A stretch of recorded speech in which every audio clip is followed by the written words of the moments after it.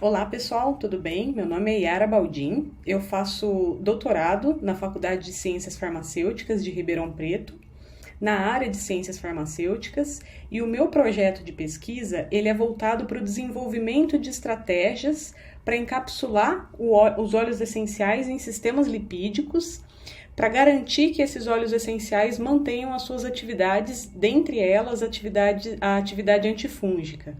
E essa é a minha relação com os fungos, e hoje eu vim aqui conversar um pouquinho com vocês a respeito dos fármacos antifúngicos. Vamos lá?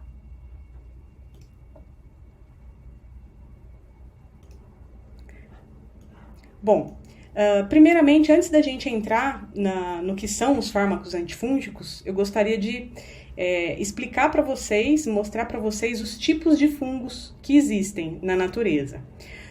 Os fungos eles estão divididos em duas grandes categorias: os fungos macroscópicos, que são dentro dessa categoria estão os cogumelos, então os cogumelos culinários que a gente conhece, shiitake, shimeji, alguns exemplares de cogumelos que são tóxicos, inclusive, e até alucinógenos, como é o caso desse vermelhinho que eu trouxe aqui para vocês. E eles também são classificados como fungos microscópicos. Dentro dos fungos microscópicos existem mais 3 divisões. A primeira delas são fungos filamentosos ou bolores, né, também conhecido como bolores, que esse é um exemplo de fungo filamentoso, né, que eu trouxe aqui para vocês.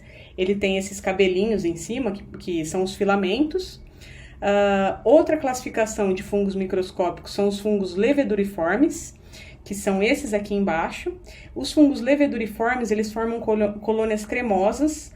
Um exemplo bastante do nosso dia a dia também, de um fungo leveduriforme, é a levedura de cerveja, utilizada para a fermentação da cerveja. Eles formam essas colônias, e essas colônias têm um aspecto de creme, são conhecidas como colônias cremosas. E além desses dois tipos, também existem os fungos dimórficos, que são fungos que eles são capazes de se transformar. Então, na temperatura ambiente, eles adquirem a forma de bolor. E na temperatura do corpo, eles são capazes de se desenvolver sob a forma de uma levedura. Um exemplo desse fungo é o Paracoccidoides brasiliensis, que causa a paracoccidiose.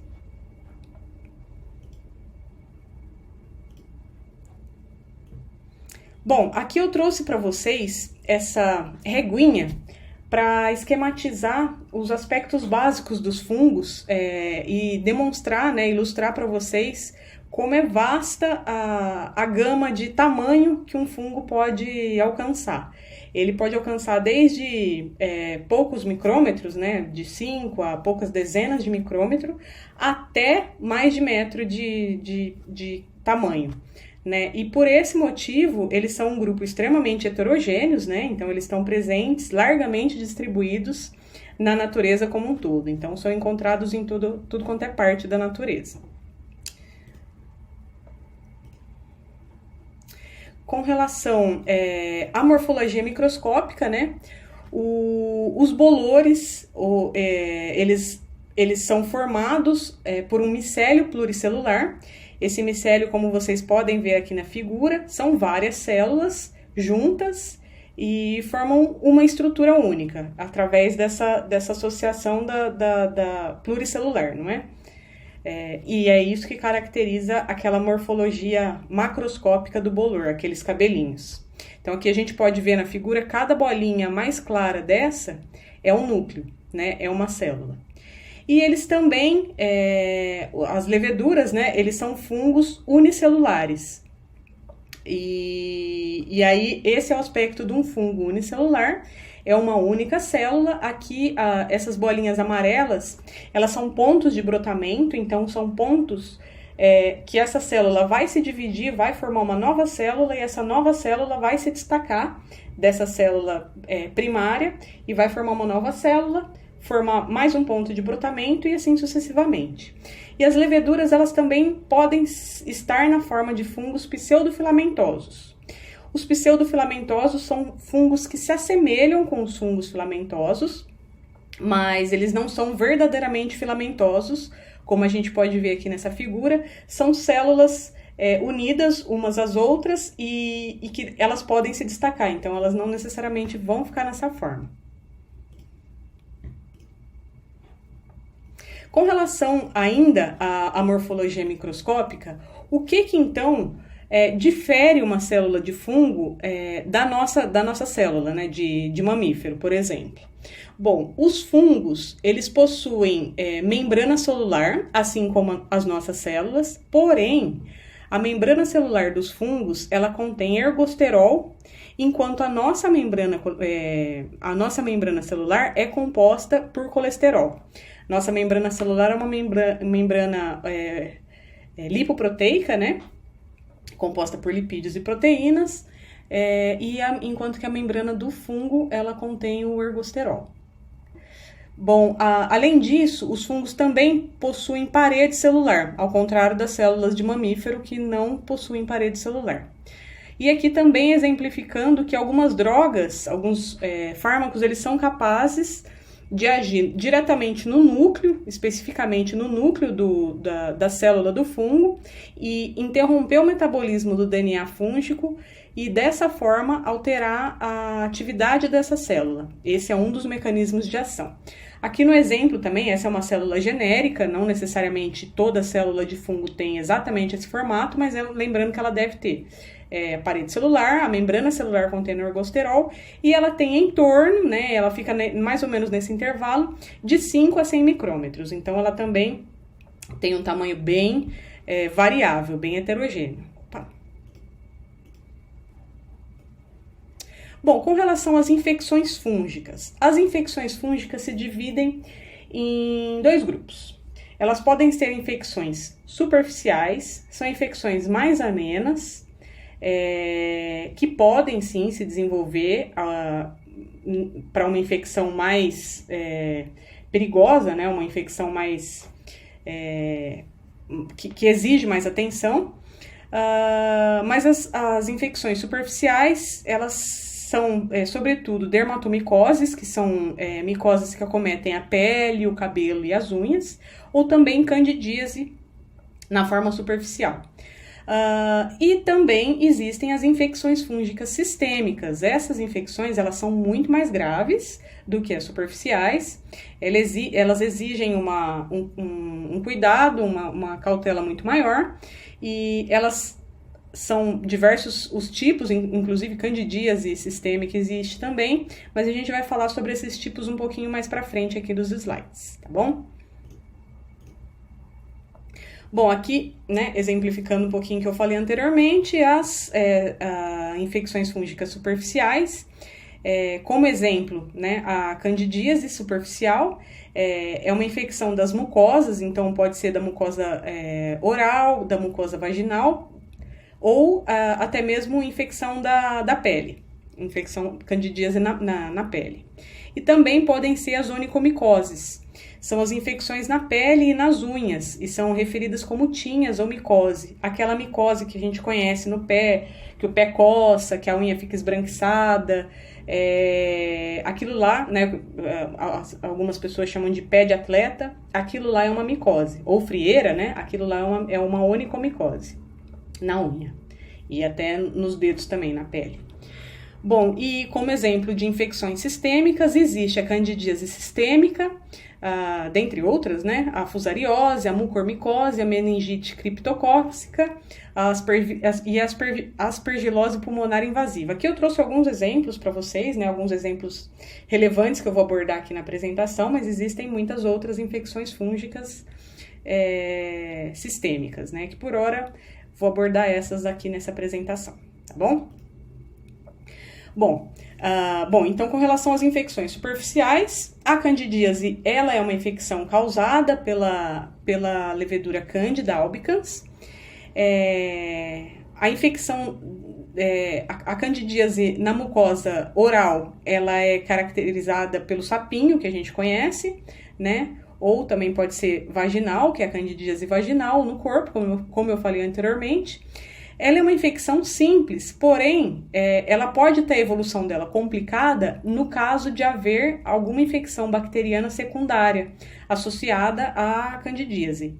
Pode piorar bastante o quadro dela. E as onicomicoses, que são principalmente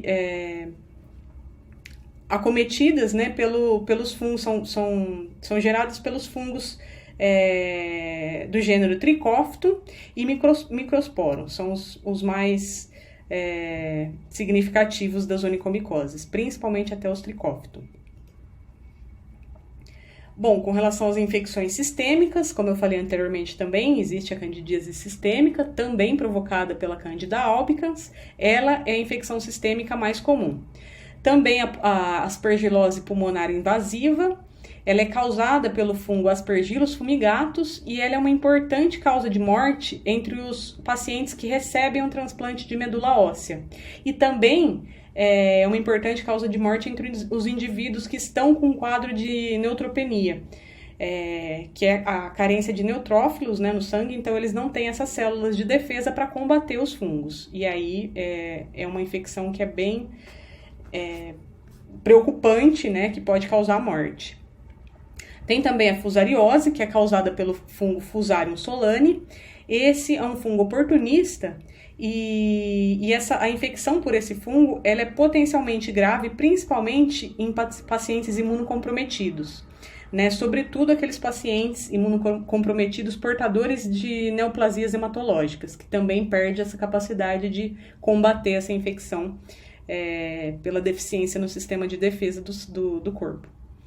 E também as mucormicoses, que são causadas por fungos da ordem Mucorales, do gênero Rhizopus, e as mucormicoses elas são desencadeadas por imunodeficiência, principalmente nos quadros de cetoacidose diabética, que são os mais severos, os mais relevantes e preocupantes com relação à mucormicose. Bom, falando um pouquinho então, vamos começar a introdução dos fármacos antifúngicos.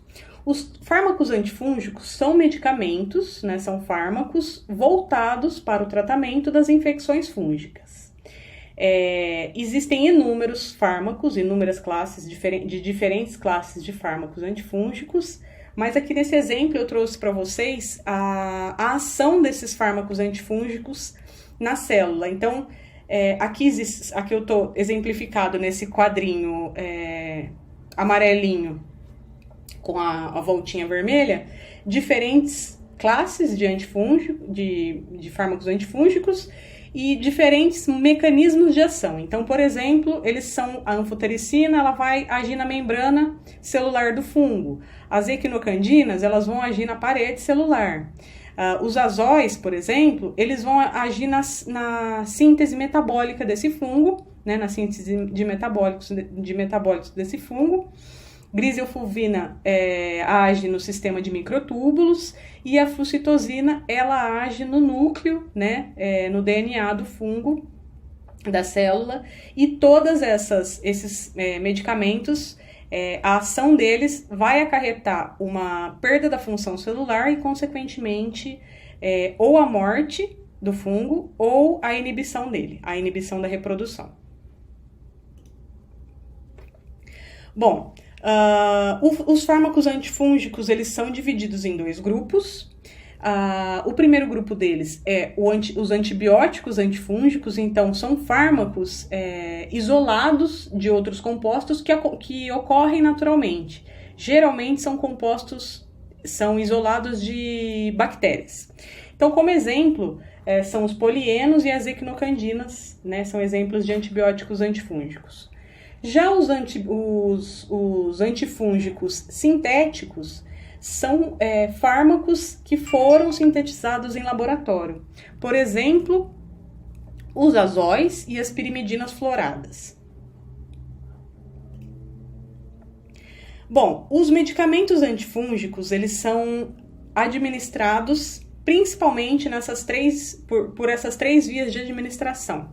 A administração tópica, né? Então, a administração através da pele, a administração pela via oral, a administração tópica principalmente para os antifúngicos de ação externa, perdão, a via tópica principalmente para as infecções fúngicas externas, né?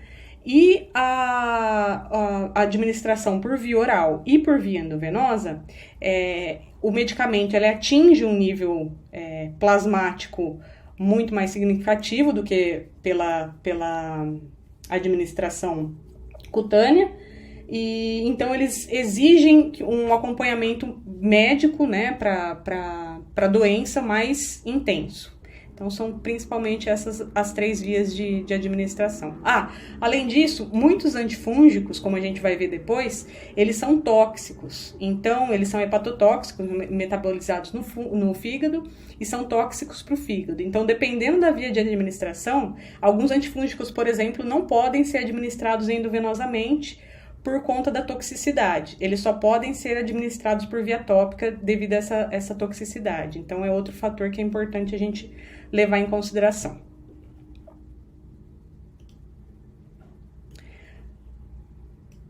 Bom, então, como a gente vai escolher um antifúngico, né?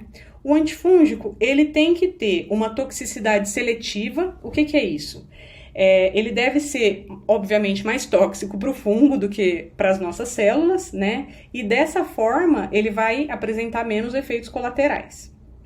Além disso, ele tem que ter um amplo espectro de ação, porque geralmente uma infecção fúngica ela não está sozinha, pode ser que ela venha associada com outros fungos, né, causada por mais de um fungo. Então o ideal é que o mesmo medicamento ele tenha um espectro de ação grande, não é?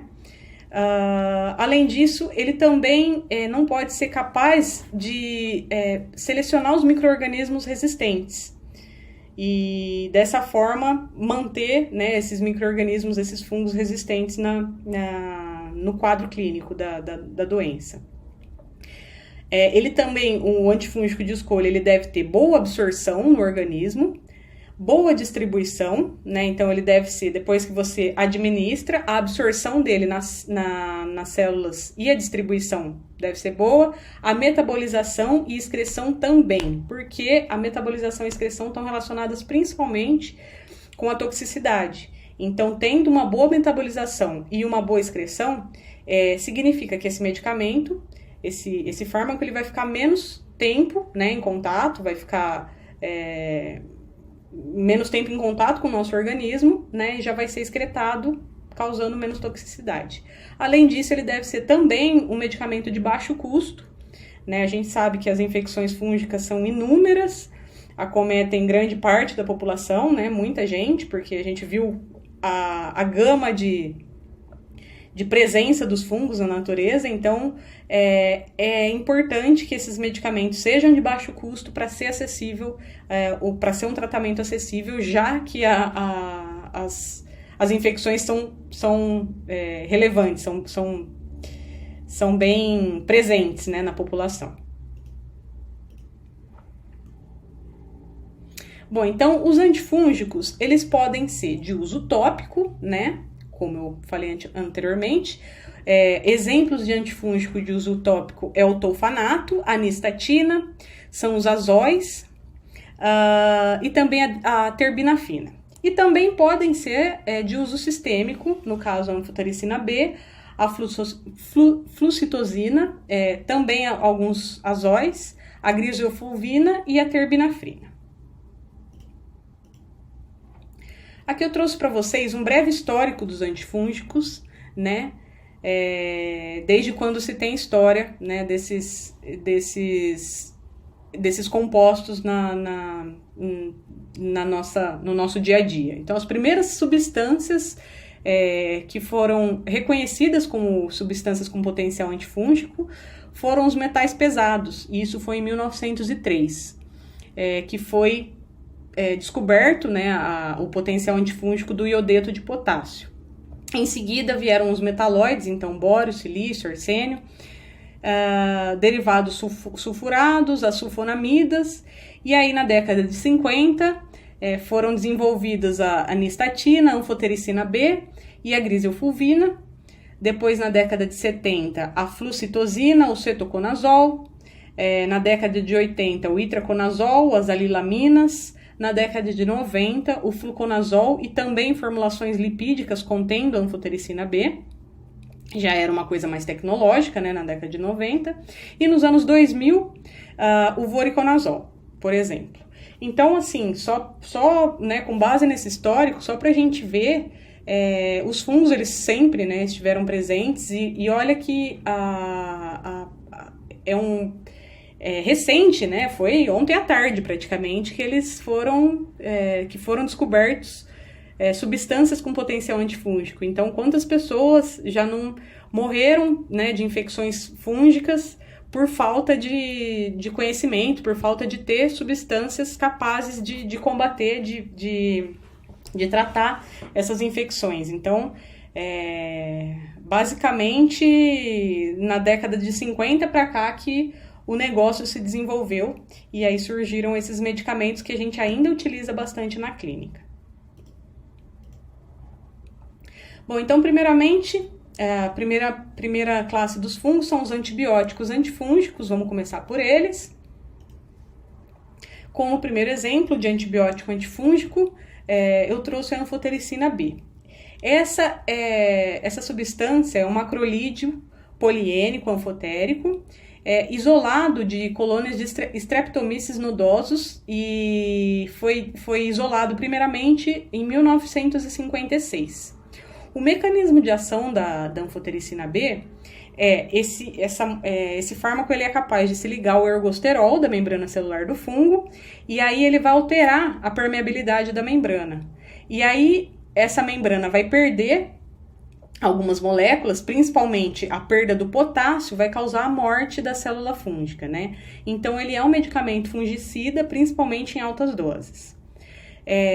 A atividade antifúngica desse medicamento é de amplo espectro, amplo mesmo, porque ele age principalmente contra espécies de vários fungos, por exemplo, Cryptococcus neoformans, as cândidas, Paracoccidioides brasiliensis, Aspergillus fumigatus e também agentes da mucormicose.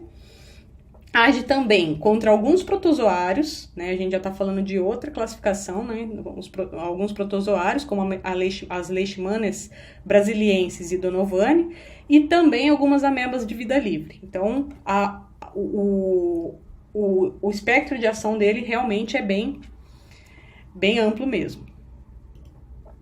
A griseofulvina, ela é um fármaco que foi isolado do Penicillium griseofulvum, em 1939, daí, né, pelo nome do penicílio, né, desse fungo, veio o nome da griseofulvina, do fármaco, e ela foi utilizada em 1957 para tratamento de dermatomicoses.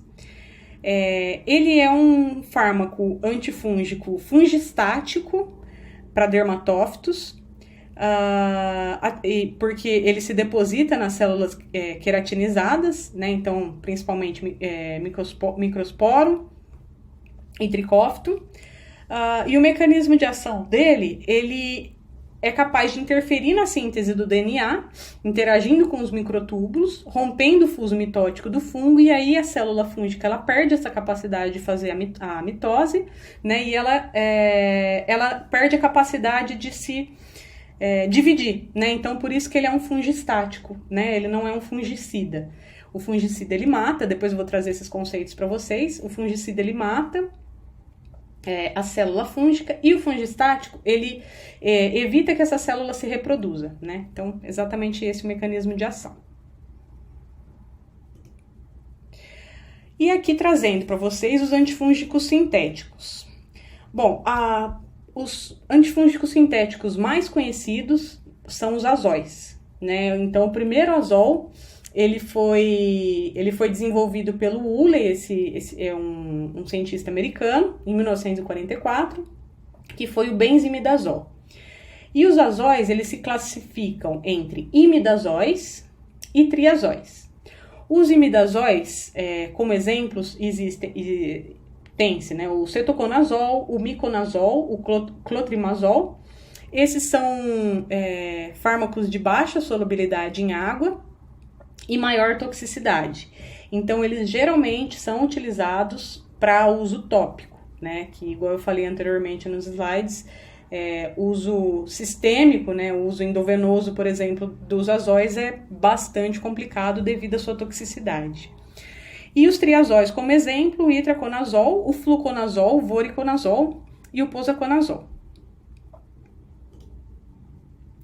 Bom, o mecanismo de ação dos azóis, eles são capazes de bloquear a síntese dos lipídios do fungo, especialmente o ergosterol, e aí, dessa forma, eles alteram a permeabilidade e a função da membrana da célula fúngica. Então, alterando a permeabilidade, alterando a função, a célula vai perder a sua função, né? E aí, por conta disso, ela não vai conseguir se reproduzir, né? Se perpetuar. Então, eles são medicamentos fungistáticos com amplo espectro de atividade antifúngica, né? Então, atividade antifúngica contra várias espécies de fungos, né? Dentre eles o Cryptococcus neoformans, as cândidas, exceto a Candida krusei, que ela é resistente aos azóis, aspergilos, o Paracoccidioides brasiliensis também e dermatófitos. Os agentes da mucormicose também são resistentes aos azóis. Aqui eu trouxe uma tabelinha para exemplificar um pouquinho para vocês a farmacocinética dos azóis. Então, depois que ele é administrado, né, como que é esse perfil, né, dele no organismo? Bom, como exemplo, o cetoconazol, ele é um fármaco com baixa solubilidade em água, a absorção dele no organismo é variável, o tempo de meia-vida dele, então o tempo que ele fica presente no organismo é de 7 a 10 horas, a eliminação do cetoconazol é feita por via hepática e a administração dele pode ser oral e também tópica, não é? O itraconazol possui baixa solubilidade em água, a absorção dele também é variável, o tempo de meia-vida dele varia entre 24 e 42 horas, né, um pouquinho mais alto aí o tempo de meia-vida do itraconazol, a eliminação dele também é hepática e a administração dele geralmente é feita pela via oral. O fluconazol, ele possui uma alta solubilidade em água, né, e por isso a absorção dele também é alta. O tempo de meia-vida dele no organismo fica em torno de 22 a 31 horas.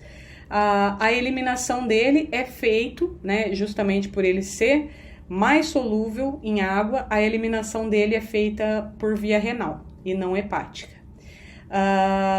E a administração dele pode ser tanto por via oral quanto por via intravenosa. O voriconazol não está listado a hidrossolubilidade dele, a solubilidade em água, mas a absorção dele também é alta.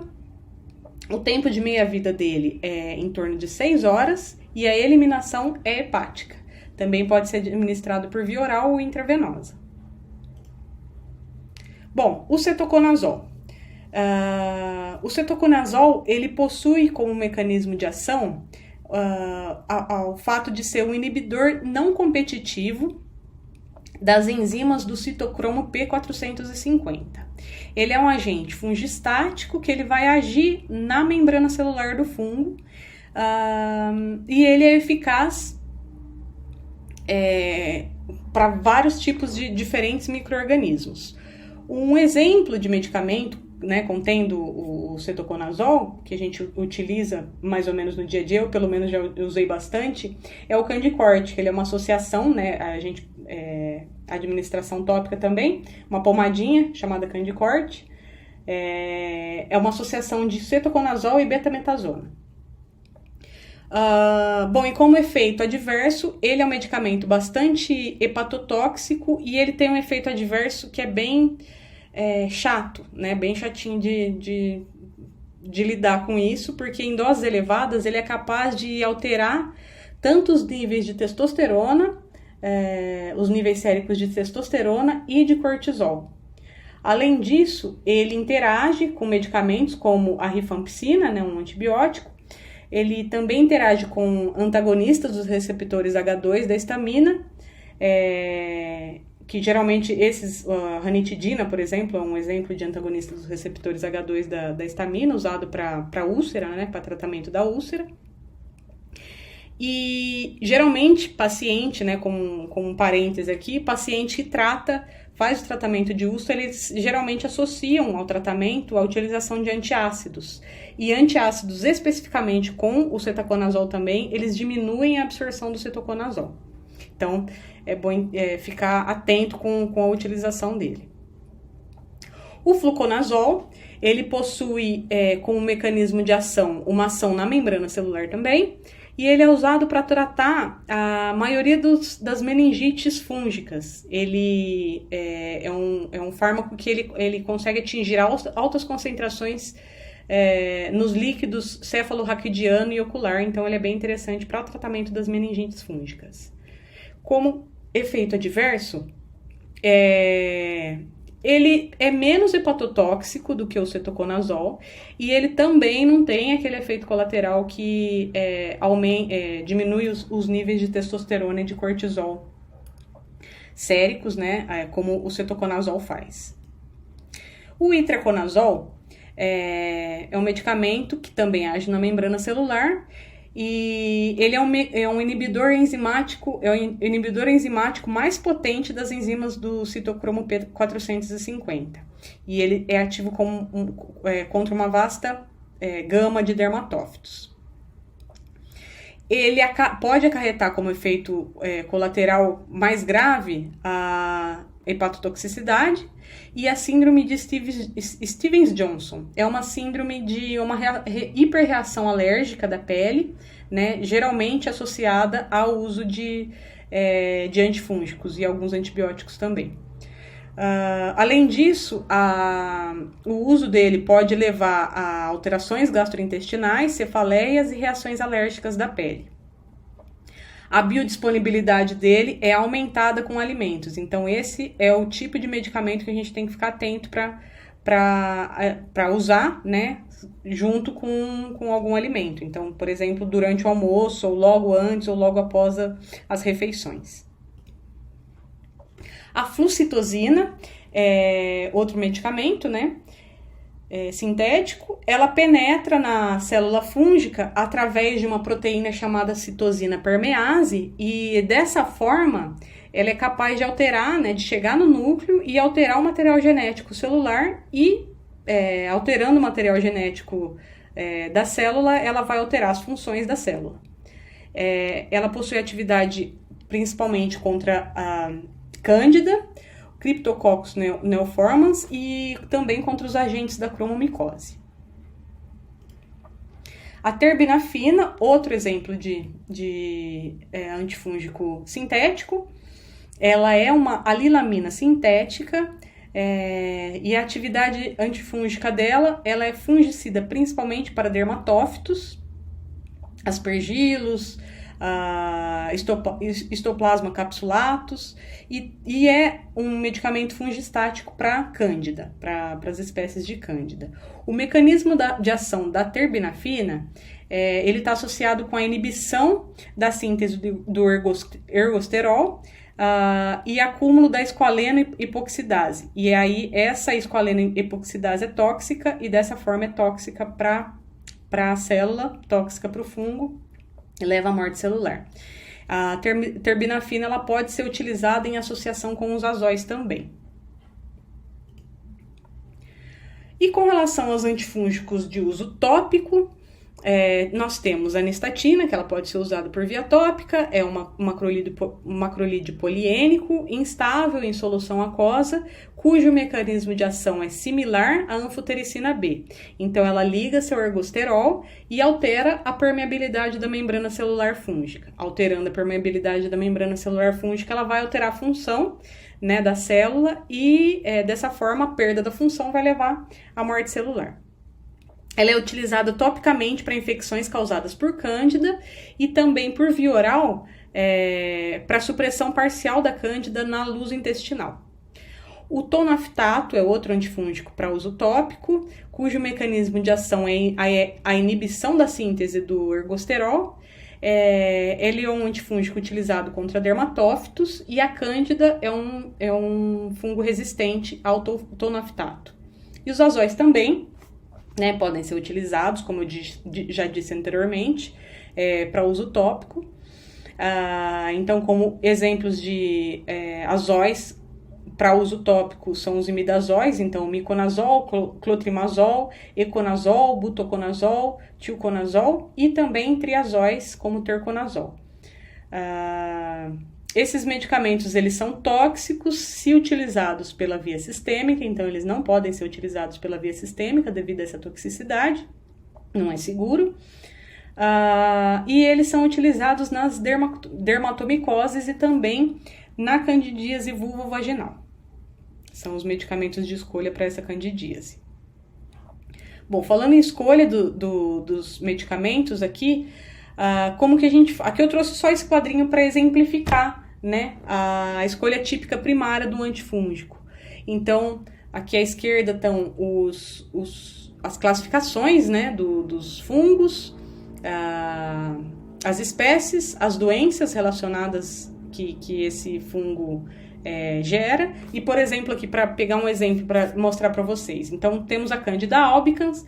A Candida albicans, ela pode acarretar a candidíase oral, né, o sapinho, e também outras infecções superficiais, e também a candidíase sistêmica, como a gente já falou aqui anteriormente nos outros slides.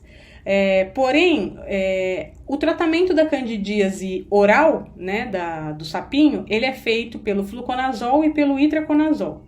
E para tratar o mesmo fungo, só que de forma sistêmica, então a escolha são as equinocandinas, o fluconazol, a anfotericina e outros azóis. Então já é uma escolha diferente, dependendo do fungo, dependendo da doença que ele está cometendo. Aqui eu trouxe essa tabela para mostrar para vocês o espectro de atividades dos fungos. Então, o mesmo medicamento, ele tem diferentes atividades, ou ele não é ativo, para diferentes exemplos de fungo.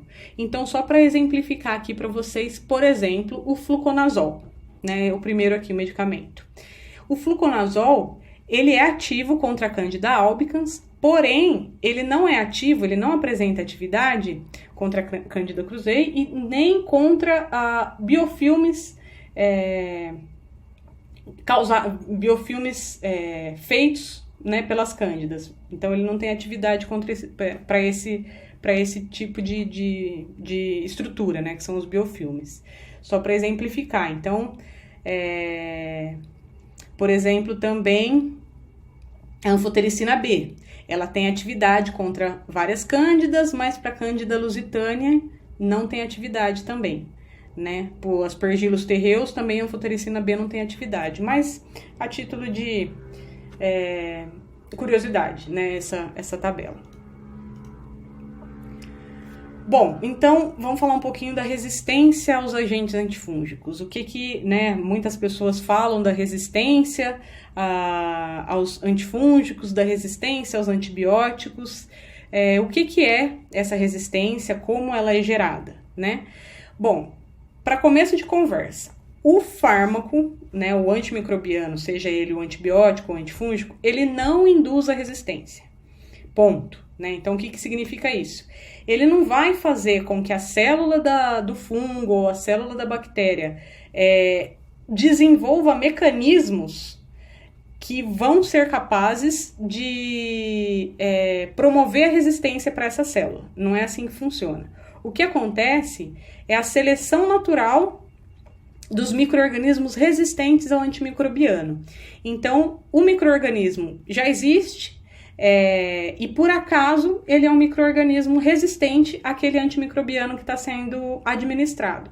Então, numa doença, quando vem a administração do medicamento, quando vem a ação do medicamento, os micro-organismos que não são resistentes, que são sensíveis, que a gente chama, morrem, e os micro-organismos que são resistentes permanecem vivos, se reproduzem, perpetuam a espécie, e aí sim ocorre a seleção natural, não é?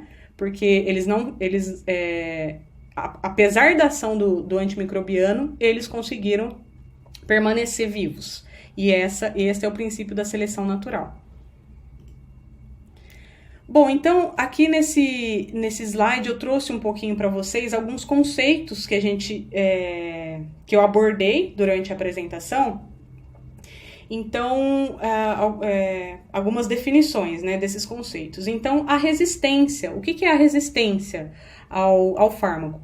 A resistência nada mais é do que a capacidade do micro-organismo, seja ele fungo, seja ele bactéria, a capacidade desse micro-organismo em crescer em concentrações plasmáticas da droga. Então, administrei a droga, esse micro-organismo é capaz de crescer apesar da administração, apesar daquela concentração plasmática que a droga atingiu. Então, ele é um micro-organismo resistente. E a sensibilidade é o contrário, é quando ele não cresce nessas concentrações plasmáticas que a gente utiliza esse fármaco na administração no nosso organismo. O CIM, ou SIM, né, ou também conhecido como MIC, que é a sigla em inglês, é a menor concentração do antifúngico que ela é necessária para inibir o crescimento do fungo, né? Então, ela geralmente é expressa em microgramas por ml. E o CFM é a menor concentração, é a concentração fungicida mínima. Então, o CIM é a concentração inibitória mínima e o CFM é a concentração fungicida mínima. O CFM é a menor concentração do antifúngico que é necessária para matar o fungo. Também expressa em microgramas por ml. Então, nessa parte aqui eu trouxe dois conceitos, que é o conceito de fungicida e fungistático, né, que eu já tinha abordado anteriormente. Fungicida é a capacidade do fármaco em matar o fungo, e fungistático é quando o fármaco tem a capacidade de de evitar que o fungo se reproduza, né?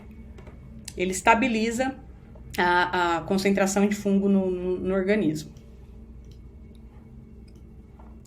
Bom, como fazer, então, né, para minimizar a seleção das cepas resistentes?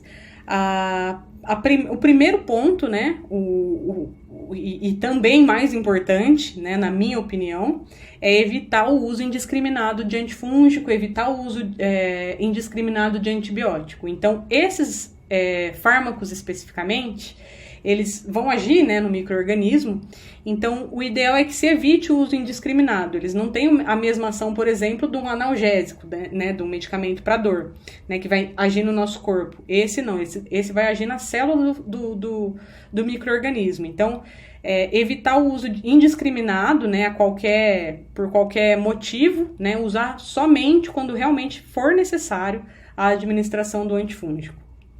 E isso está atrelado ao diagnóstico correto da infecção, não é? Porque às vezes a gente, né, o ideal é que se trate a infecção pontualmente, né? Se diagnostique ela corretamente e trate adequadamente essa infecção, então na dose correta, com o medicamento correto, no momento correto, não é? Porque senão também vai gerar o uso indiscriminado do antifúngico, né? Então, o diagnóstico correto é primordial no tratamento. E também tá atrelado ao tratamento adequado da infecção. Além disso, é ideal também, né, como eu falei agora, acabei falando também desse ponto, utilizar a dosagem adequada e suficiente, né? Então, não usar uma dose nem menor nem maior do que é necessário. Outro ponto importante também é mudar o antifúngico assim que se observar que o fungo possui sinais de resistência. Então, logo que se observar isso daí já muda, né? Porque dessa forma a gente vai tentar combater esse fungo. Se ele apresentar sinais de resistência, se tornar resistente, vai ficar difícil controlar essa infecção. E em caso de dúvida, é sempre muito importante fazer o teste de susceptibilidade à droga. Então, a gente não sabe se esse fungo especificamente ele é susceptível àquela droga. Faça o teste e veja na prática se realmente ele é susceptível à droga e se é a droga correta para se usar aquela lá e naquela concentração. Então, basicamente, esses são os passos para minimizar a seleção das cepas resistentes.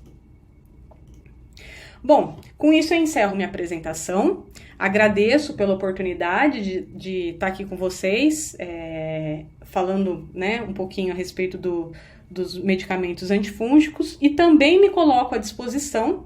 Caso vocês tenham alguma dúvida, o meu e-mail é esse aí, vocês podem me escrever dúvida, sugestão ou críticas à minha apresentação.